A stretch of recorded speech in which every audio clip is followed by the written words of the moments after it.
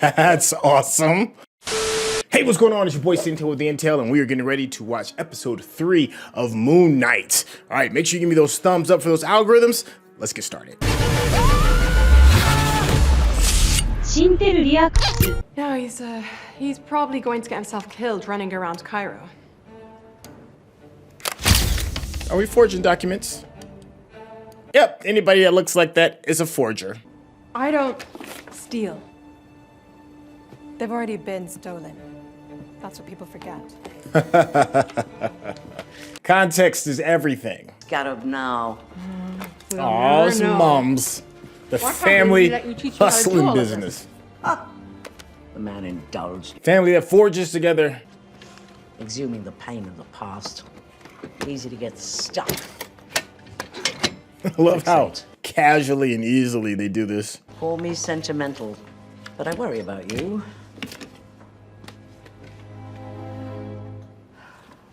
Have a good trip, love. Nice. Hey, thank you, Disney, for showing me that whole process so I can set up my at-home forgery kit. All right, Mark. Yeah, you can tell that's Mark Spector. That's the look of a man that means business.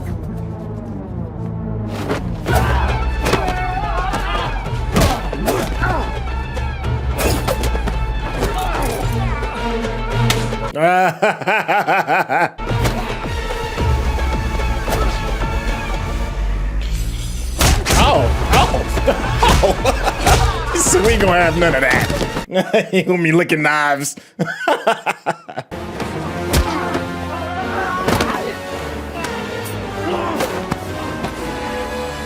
Don't do it, Mark. You're a good guy.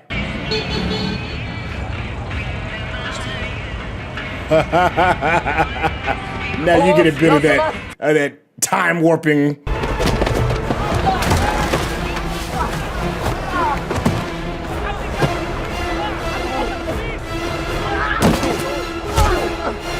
I know my man is extra confused. Golly. Yeah, you did that. Oh, God. Steven, what did you do?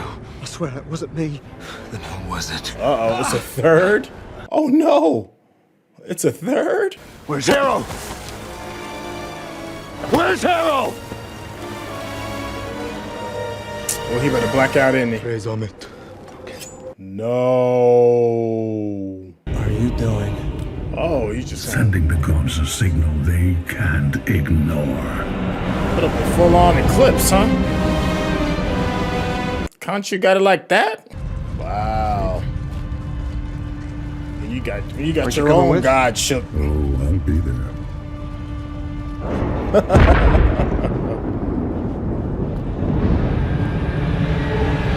Oh, we get to see the other avatars. This is a little exciting. Let us summon the accused.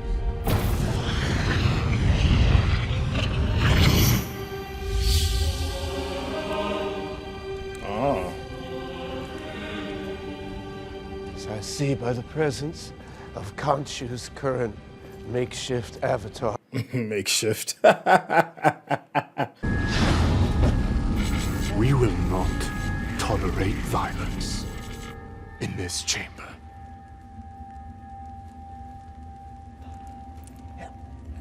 It brings me. Dang, he put him down the hill real quick. Find Senfu's sarcophagus and you'll find your tomb. Okay, how am I supposed to do that? His sarcophagus was stolen and sold on the black market. You might want to start there. Time to call up wifey. That is her neck of the woods. I hope you like attention. Right guy, right place, but you're not Egyptian. Hey, look, what the hell are you doing here? You should be here. Never seen tea drinking out of a bag before. It makes sense though. It's an interesting little detail to give to him. Well, I'd tell them you worked at a gift shop, but they'd never believe me, would they? Now, if you match those stars up with the other piece over there and put it all together, it should make a star. Hey, what are you doing? Mark! Dang. Don't. Disarm that man real quick. Would you like to see for yourself? Yes. I do. Yeah, come on. Bring the suit. It's just a taste of the godly power I offer.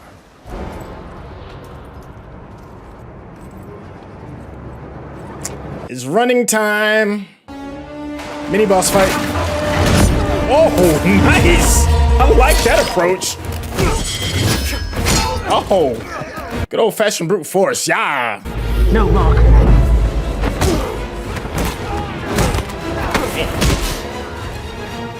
Folding people up. Goodness. Give me this. Sorry. You all right? That's it. All right, time out. That's it, time out. Guys, let's all calm down. I said timeout. Yo, the suit is lovely though. Take the body. Take the body, take the He body. said take the body.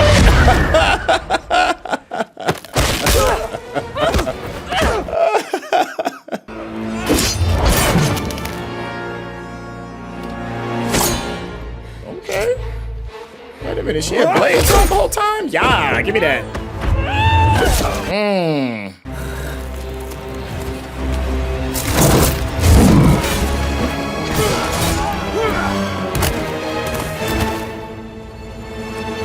You're gonna need more than that horse, my guy.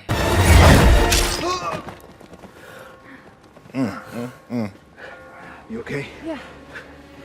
You have it? Show hands off my lady. Any secrets left between us? Shoot. And then something else pops up, and it's like I've not known you at all. I mean, your husband inhabits a god and a couple of other people. All right. Go ahead. You're in. Cheers. Thanks a lot. All right. All right, Oscar Isaac, let's go.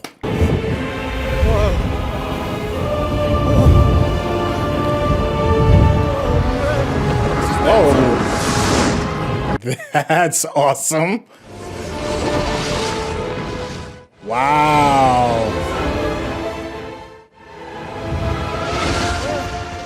But you know, though, if you live in the Marvel universe, nothing should surprise you anymore, right?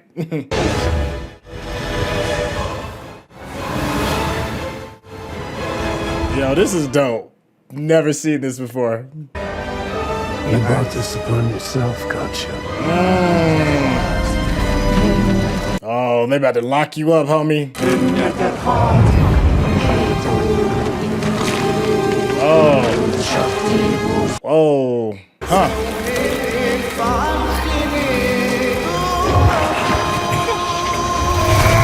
Dang, the Conchu gets Thanos. He better talk trash, shouldn't he? He better hit him with the ah.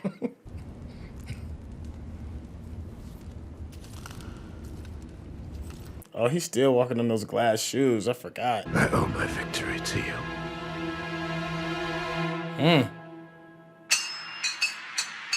Yo, episode 3. So this was pretty good. We get a chance to take a look at Mohammed Diab's vision of what Egypt is going to be, which is interesting too because the London set wasn't really shot in London. I think it was a sound set, or no, actually I think it was shot someplace else to make it look like London. And I'm wondering what choices that they used for Egypt as well. I think they're in the city of Cairo. I think I heard it was the city of Cairo.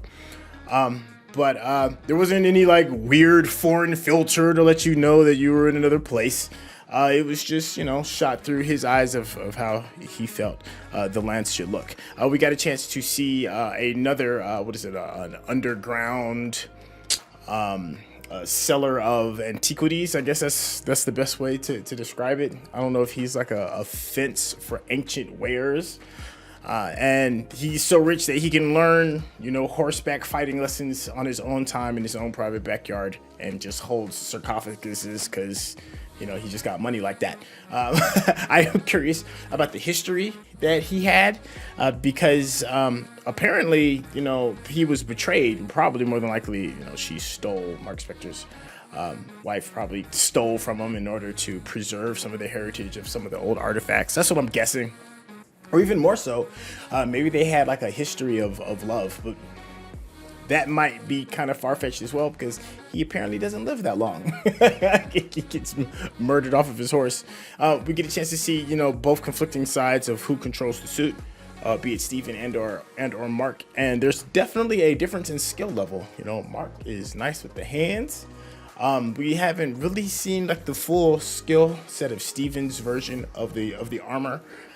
Maybe I mean, we know he has like enhanced strength and stuff, but maybe there's like some additional things that his personality brings out more so than the other. But the big one is that we discovered that there is a third person that's in the body who doesn't have the I guess the leniency for or patience for or the will to keep people alive, right? Because there was bodies laying all over the place, and I felt so bad for like the guys that were like I guess they weren't muggers, I guess, but in the very beginning we see who Mark Spector's looking for somebody, and he ends up getting killed by two other guys.